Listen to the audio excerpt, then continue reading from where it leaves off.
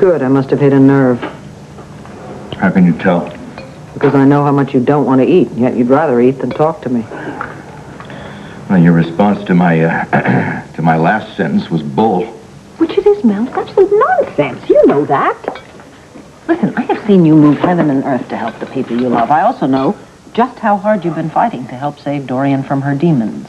She's already made her peace with them. All I'm doing now is stirring them up. Yeah, but at least you're there, by her side, aren't you? She's got to be grateful to you for that.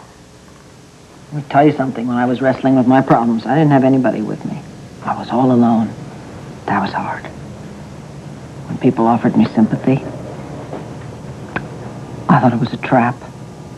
Because I thought if I dropped my defenses just for a moment, then I would just fall apart.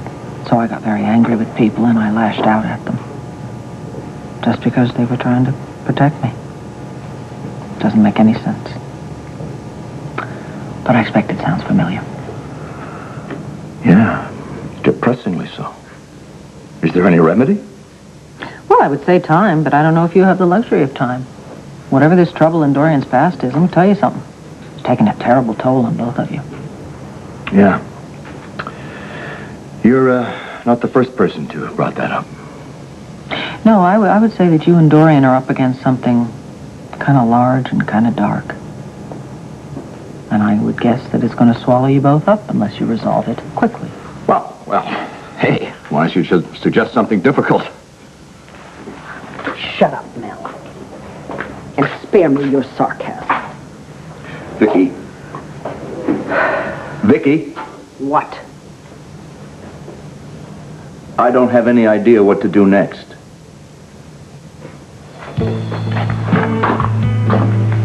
Take my advice. And don't take a shower. You stink, Mel. You stink of gin and eggs, which is not a pleasant combination. Oh, well, I recall the days when this would have been breakfast.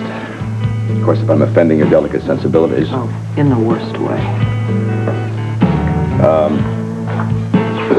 I don't have anything to change into. There's an old robe of Sloane's in the whole linen closet. Just take all this and, I don't know, throw it in the washing machine. Listen. No, just go take the shower, Mel, please, now.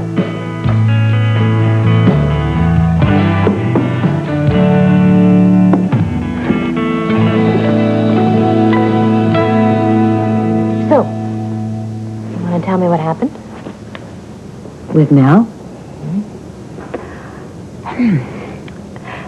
You saw the shape that I was in when he arrived. We had already had one fight. And then I had to go make things work. No, honey, none of this is your fault, all right? I was on the edge already. That's why I snapped at you with no reason. When Mel came back, a very bad day got worse. I mean, the man is relentless. I know. Okay. I know. I'm not going to go into therapy. I'm not going to go to Canton. I'm not going to see Miss Stonecliffe. You picture it? What do you want me to do? Say, Miss Stonecliffe, could I please have the key to the closet where all the skeletons are hidden? No, let's just leave the old lady alone, shall we? And I told Mel to leave me alone. He took me at my word and he left, and now who knows if he'll come back. Do you really think you could lose Mel for good? After the fight we had tonight, yes. Mel's not going to be satisfied until I take an action. And if I don't, I'm going to lose him. And if I do, I'm afraid I'm going to lose my mind. Dorian, don't say that. That's not going to happen. Look, do you know what Joey said about you tonight? You have been discussing me with Joe. Stop. Wasn't anything bad. I just told him that I was worried about you. And he said you're going to get through it. Oh. Now Joey can see into the future? No. He remembers the past. He says that you have gone through a lot. And you have always fought your way out of it. Because I'm so tough. No, he didn't make it sound like that. He didn't describe it like that. He just He said that he has known you to sometimes be vulnerable, and you have never fallen apart. He thinks. He knows how strong you are, how brave. And he actually thinks that Mel is the best thing that's ever happened to you. Joe actually said that, huh? Yeah. Well, not exactly those words, but that's what he meant. And so, my point is, Joey knows you very well. He has a lot of confidence in you. And so do I. And so does Mel. So who are you to doubt yourself? Pick yourself up and get with the program.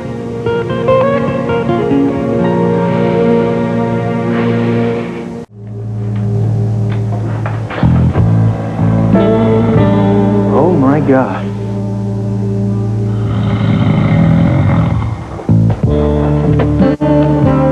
Whoops. I'm hallucinating, right?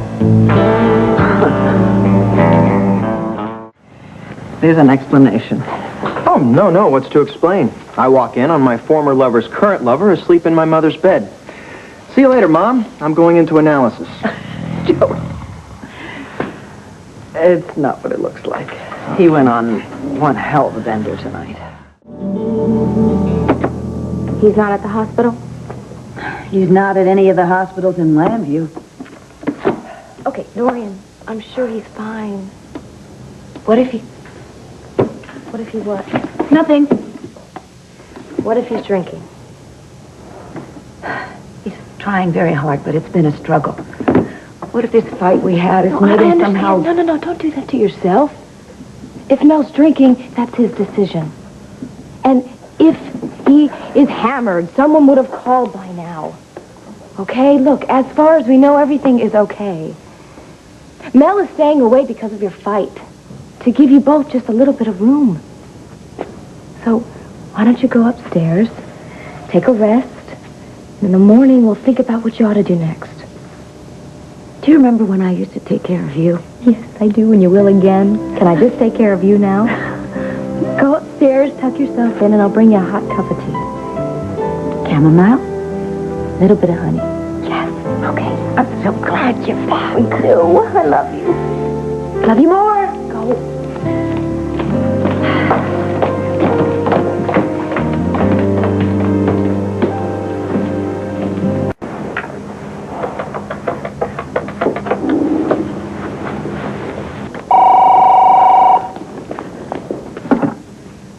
Mel? Is that you? Where are you? No, it's, I'm sorry, it's Viki. Viki, what would make you call at this hour? I assumed correctly, obviously, that you're concerned about Mel.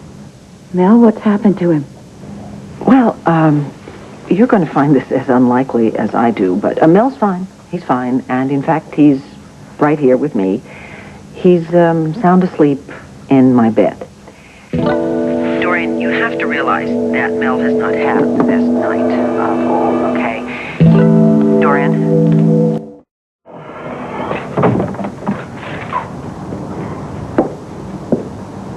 You just love this, don't you? Dorian, will you get off it? Please? Things are bad enough for Mel as it is. If he landed in your bed, yes. Hey, he had a hell of a night. It's going to get a lot worse. Oh, no. This is the last thing he needs. I know what Mel needs. Really? Well, maybe he hasn't been getting it then. Which might possibly explain why he went on a bender, stole an egg truck, and crashed it. An egg truck? An egg truck, yes. Thank God Dorothy had the sense to take his own keys away from him. Was he hurt? No, he was not hurt, thank God, nor was anyone else. But he was arrested, got taken to jail, from where he called me to bail him out, which I did. And you brought him here? To sober up, Dorian. Sober up. But he reeked of gin and raw eggs. I sent him upstairs to take a shower, and he passed out on the bed. And of course, you chose the most provocative way to tell me. Oh, you want to know something? I wasn't going to call you at all, because the last thing I need, or he needs, is you making a beeline over here. He is in no shape for this. I am not of this. And you don't know anything about it. Yes, I do. Why? What has he told you? Oh, come on. I was at Starr's party. You became totally unglued. He tried to help you, and what did you do? You turned on him. So what are you implying? That I'm responsible for his drinking? I do not think that either one of you seem to be able to help the other.